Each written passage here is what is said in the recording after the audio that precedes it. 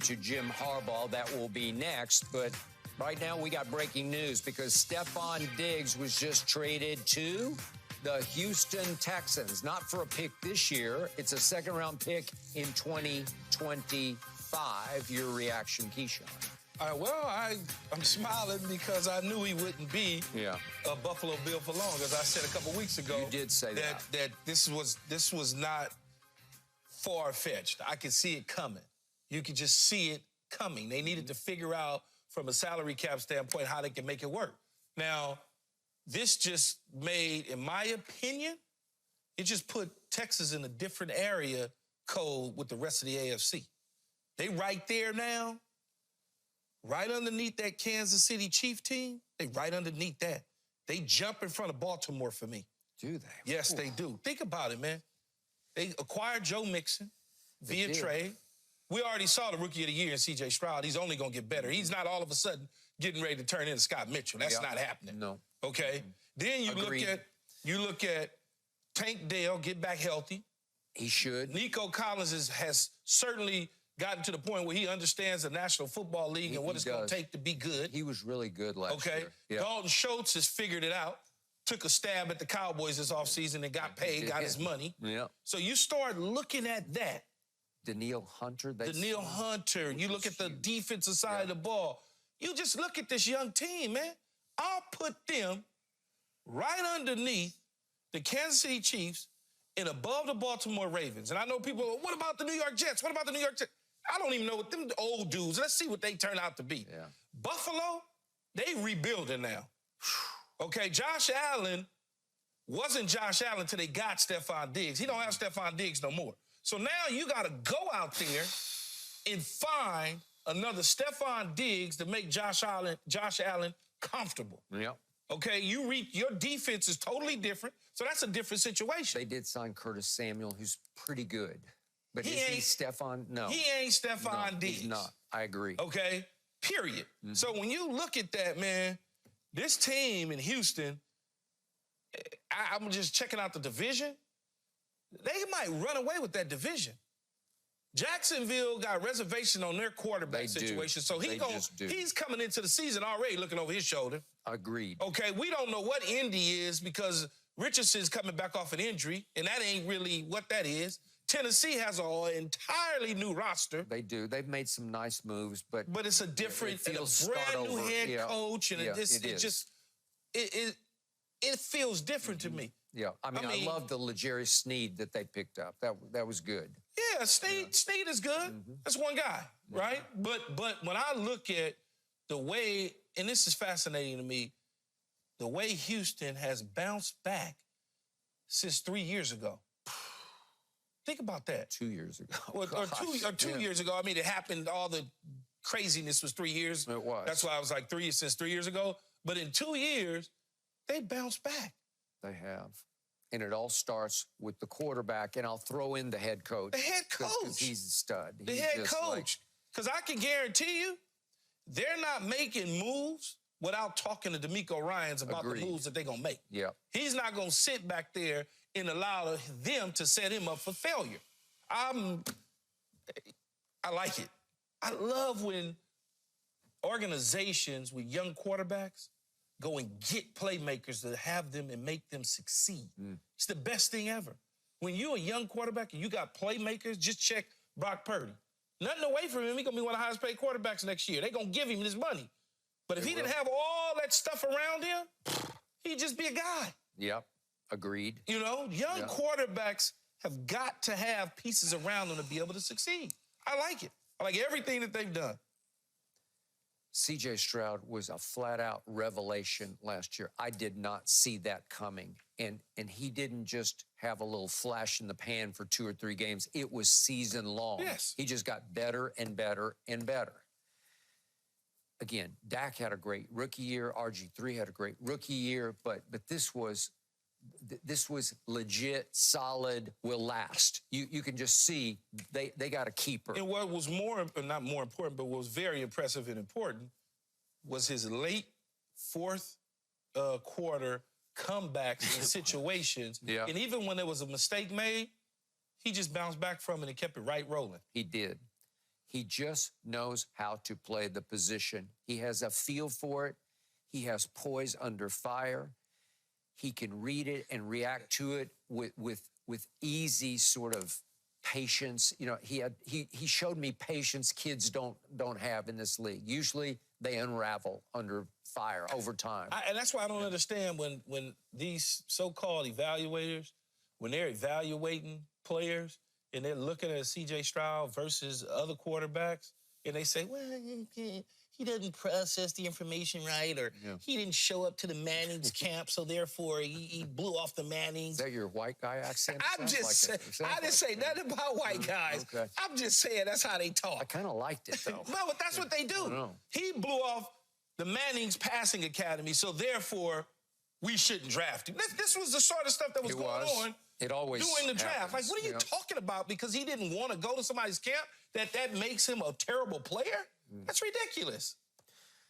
Well, he was ridiculous on the football field, is what he was. So now back to Stephon.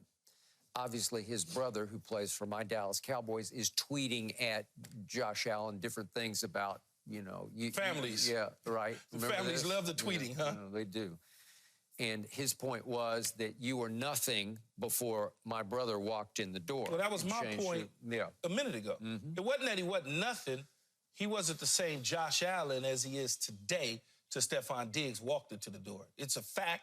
It's well documented. It's on the film. There's no lies about it. Stephon Diggs was getting down in Minnesota before Josh Allen. Was he? See the Minnesota Miracle play, right?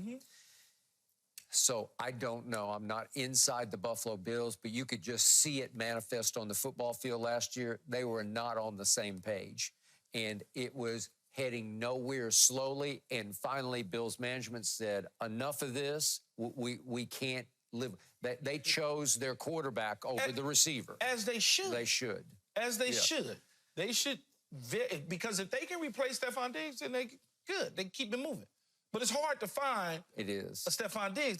People think that talented wide receivers are just walking through the door at any moment in time. It's just said, think about that. They really think shipping off a talented receiver that somebody else is just going to walk through the door. Well, again, they did sign Curtis Samuel, and that Shakir kid was pretty good at moments last year. He made some nice catches for him. He ain't Stephon Diggs. No, they're not Stephon Diggs. I give you that. And does Stephon Diggs come with a little bit of a headache? Yes. Manage it. Damn it, manage it. Didn't. Manage it. And I'm sure Josh had some final say here where he said, I just can't live with it anymore. And that may be the case, and it can come back to bite him in the rear end. It very well might. I did love Dalton Kincaid going into that draft a year ago because I thought Dallas should jump all over him. I'm talking about the tight end out of Utah because I love the way he played against your USC Trojans when it was in the regular season because he was injured for the rematch. Who was our DC? Unfortunately, my old DC, the Grinch who stole football. So you could have done that against us. Maybe. So I did like the way Dalton Kincaid came on the last 6-8 games of the year. And by the way, the Buffalo Bills did run my Dallas Cowboys, literally ran them off the field up in Buffalo fairly late in the year. It was 31-10. They did that with their running game. They didn't need Stephon Diggs that day. But to your final point, okay, so they got back a second rounder, but it's not even in this draft. It's down the road. Yeah, we give up a second round pick for him in a heartbeat. Man. And think about it this way. That second round pick came through Minnesota. That was Minnesota's second round pick that they passed on. I don't know how they got it, but they passed it on. Now when you look at what they've established on the offensive side of the ball, the best thing for a young quarterback outside talented receivers is a running back, a running game. And they got Joe Mixon. I just love him. He can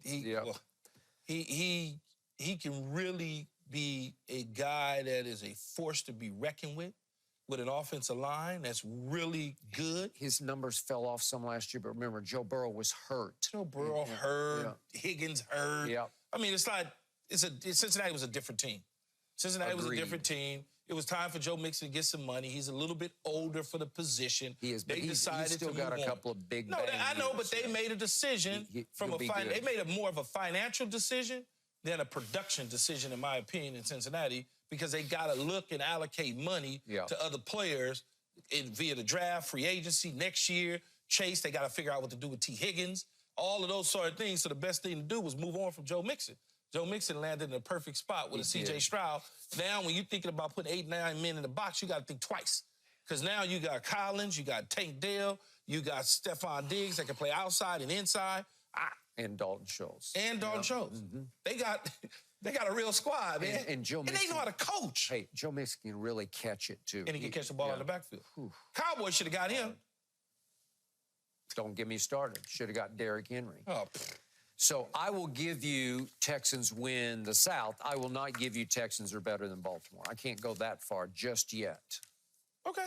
Yeah. That's fine. It's close, though. Baltimore lost a lot, especially on the defensive side of the ball, and their 2 offensive linemen went to the Jets. They did. They lost a lot. Yeah. You complain about your team losing pieces on the offensive line, and I understand the history of Baltimore. They plug and play. They just keep reloading and going and going and going. But they did lose a lot. Yeah. They just lost a lot. I'm just all about Jadeveon Clowney was big for them as a pass rusher, as defensive end. It was big for him. Yeah. You know, they lose him. Who else did they lose? I think they lost Patrick Quinn. Queen, yeah. Queen. They did. Who else? They lost several players. OBJ on the offensive side of the ball. I don't know what he's doing. I don't know where he's going to land, but not there at Peters. Not there. Yeah. So when you start to look at it, remember, Mark Andrews didn't come back until the last game. So, but I put them ahead of them on paper. They still got to play the game. Yeah. But to me, their offensive roster is better than the offensive roster in Baltimore. To your big point, the 2-year, or if you want to go 3, but let's just do 2-year turnaround is unheard of, what they have done. 2 years fine. It's just unheard of. You just don't do it in this league. Usually, bad organizations, and I would put them in the category as a bad organization. They were. Just because of, even to the late Bob McNair when he was alive, it was a bad organization. It was. Yeah, okay? Yeah. Let's just call it what it is. There was a lot of stuff coming out of Houston, just in general. Then obviously they had the front office mess going on. Then they had the Deshaun mess going on. Bill O'Brien mess going on. Yeah, I forgot about the Deshaun mess. Yeah, and so you had all of that, but to be able to, they fired 2 head coaches consecutive back-to-back years. They did. In Cully along with Lovie Smith. Lovie. So you start to think about that. That's crazy. To get to this point now where it's like all of a sudden they flip the switch and they're a different organization now. Yeah. Like they making the smart moves opposed to the dumb stuff they were doing. I remain a Bryce Young believer, but I cannot argue with C.J. Stroud. I cannot argue. You can believe in Bryce Young all you want. I just should not, well, that's not my liking. I know, but there were reports that the Texans, people inside, favored Bryce Young, but those were not the head coach. So he says. But what else is he going to say? He's on camera saying, I told you we were going to get you. I wanted you the entire time. Okay. He's telling the quarterback that. Well, good for him. They got it. They got it rolling now.